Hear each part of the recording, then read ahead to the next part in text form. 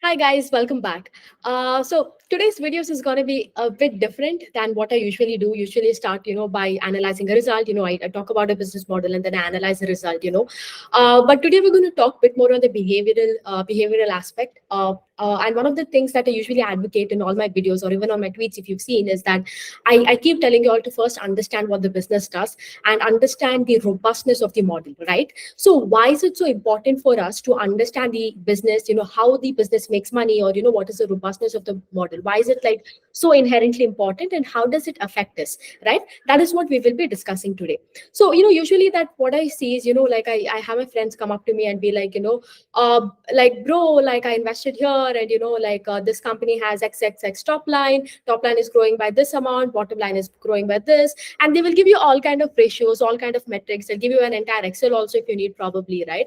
But then you ask them, like, about a simple question as to, like, okay, can you tell me what the business does, or can you at least explain me, like, how does this business make money? And they go blank, right? They absolutely go blank. And now why is this I'm talking, why do I always advocate on this importance is, if you don't understand what the business does, right? If you don't have any idea about the product, about anything, what will happen is you cannot envision the runway for growth, right? You won't be able to see, like, if this product is sustainable, if this business can exist even, for the long term, right? None of this you can like envision. And because of this, what happens, you don't have a sound understanding of the business model. You don't know what it does. Tomorrow, even if the stock falls, even if it is like 5%, you start having panic, right? You start panicking.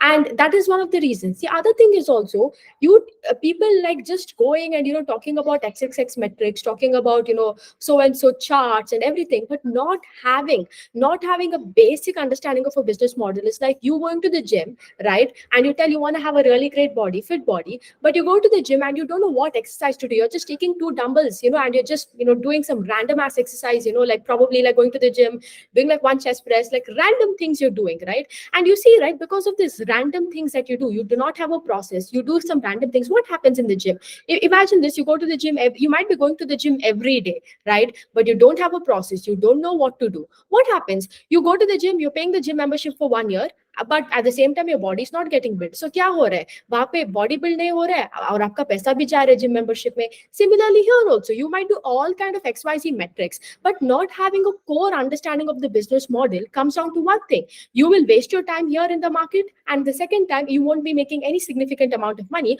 or in fact you might also be in the other end where you might be losing money, right? It is as simple as this. And even if you see, like, one of the things is, like, we as human beings, we like to be intellectually smart, right? That is one of the traits, because somehow being intellectually smart, we feel superior to the others. And when you read this industry, such as, like, rain industry, solar industry, green, blah blah blah, and all of these things, you feel like, oh, I'm better than the herd, right?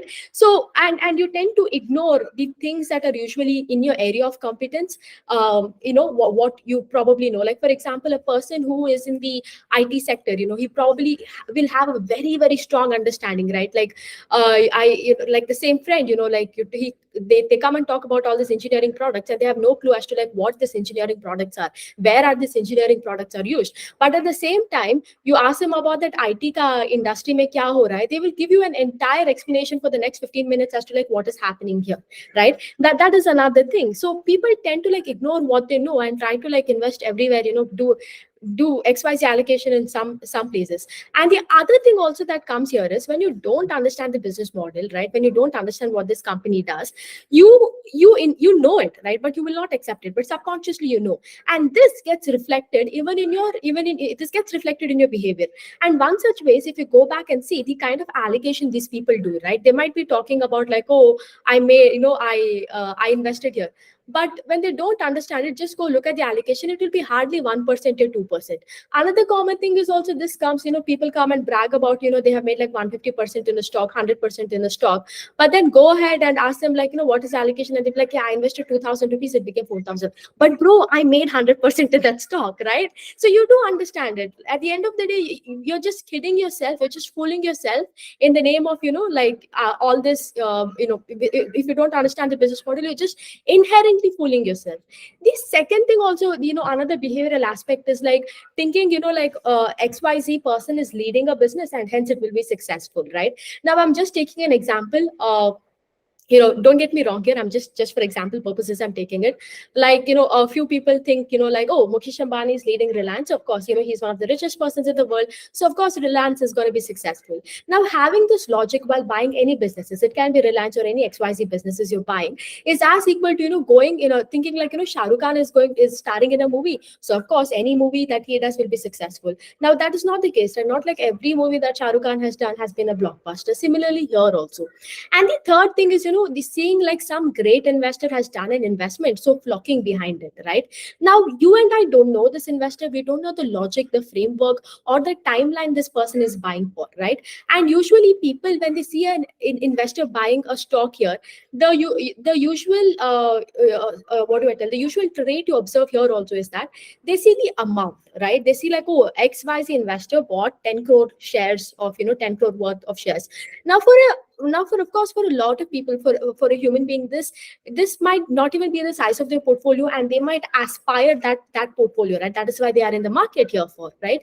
But you don't understand that 10 crore might be a huge amount for you and I, but for that person it is hardly 1%, or maybe even less than 1% allocation for his entire portfolio, right? Like, 10 crore might be a huge amount, but for him it's hardly 1% of the allocation. So probably even if they lose that money, they don't care. So going by that logic, as to like, XYZ investor has done an investment, so you have to do it. Even this, all of these three things, if you combine, like, whether going behind because an investor is investing in that industry, buying a stock because of that, or, buying because a certain idolizing a person and buying that business because this person is running it. Or the third thing is, of course, you don't understand the business model, and that is why you inherently buy it, because inherently buy it just by looking at some random metrics. All of these things are inherently are will bound you on the other end of the market, where you end up losing money, or might not end up making any significant amount of money, right? Now, don't get me wrong, I'm not telling, just because you work in an IT sector, you have to buy only IT stocks, or, if you work in an FMCG business, you have to just buy, bread, buns and biscuits. No, that is not what I'm telling. But if you're starting in the market, and if you want to, like, if you want to understand, the first thing first you have to do is at least start with your area of competence, right? If you're in an IT business, if you're, it is easier for you to understand this geography, this landscape. If you're a banker, it becomes easier for you to understand, how the GNP and NP affect. So this is the thing. And then maybe, you can start doing the rest of the things, like climb, or at least, whenever you analyze a business, the first thing you have to have is love at first sight, right? You need to, otherwise, the entire process can seem like a drag, right? So that is the thing, right? Now, see, of course, if you understand what the solar industry does, if rain industry does, and all of that, great. But just doing it, it is in the limelight. Just investing there, it is in the limelight. That is where the problem comes, right? Like, that is where the entire problem arises, because on one side you don't understand it, so you will not have the confidence to allocate more money. On the second, if something happens to that stock, right, like 5% bhi girega wo, right, or goes to the normal volatility of the market, then you end up having anxiety and panic attack, right? That's what it is. So why do you have to put yourself through all of this mess, right? So instead of that, might as well, just stick to what you know. But it's a different story again if you do understand it and go ahead and do it. It's a completely different story. But other than that, stick to your area of competence, work around your area of competence, understand the business model, do not idealize somebody and follow the herd. And the third thing is, of course, like, don't look at the XX amount that investor is putting, and like, don't go ahead and invest because of that. Have your own framework, have your own process, build your own checklist, and do that, right? So this is yeah, that's what I wanted to talk about. And yeah, I hope to see you again tomorrow, and have a nice day. Bye.